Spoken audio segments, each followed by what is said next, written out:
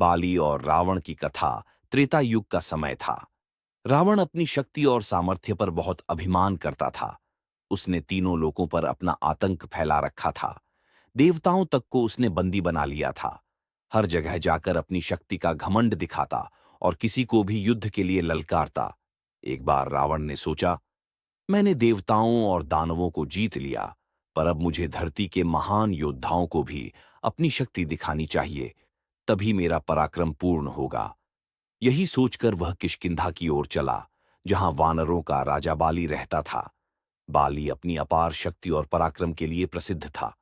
कहा जाता है कि बाली जब भी युद्ध करता, सामने वाले का आधा बल अपने आप बाली में समा जाता। इसी वरदान के कारण बाली अजेय था। रावण की चुनौती। बाली उस समय अपने महल में विश्राम कर रहा था। अचानक रावण वहां पहुंचा और ऊंची आवाज में बोला, हे वानर राज बाली, मैं लंका का अधिपति रावण हूं। आज मैं तुम्हें युद्ध की चुनौती देने आया हूं। यदि तुम सचमुच बलशाली हो तो मुझसे युद्ध करो। बाली ने पहले तो मुस्कुरा कर देखा और बोला, रावण, तू 10 सिरों वाला राक्षस है, पर तेरा घमंड तुझे नाश की ओर ले जाएगा। फिर भी यदि तू युद्ध चाहता है तो आ। बाली और रावण का युद्ध। रावण ने अपने शस्त्रों से बाली पर आक्रमण किया। बाली ने बिना किसी शस्त्र के केवल अपने बल से ही रावण को पकड़ लिया। उसने रावण को एक हाथ से उठाया और अपनी बगल में दबा लिया। रावण क्रोध में तड़पता रहा, पर बाली की पकड़ से निकल न सका। इसके बाद बाली ने अपने देव पूजन और दैनंदिन कार्य करने शुरू कर दिए। पूजा करते समय, स्नान करते समय, यहां तक कि शिकार के लिए जाते समय भी बाली रावण को अपनी बगल में दबाए ही रखता। रावण अपमानित और लज्जित हुआ, परंतु उसके पास कोई उपाय न था। रावण की हार और मित्रता।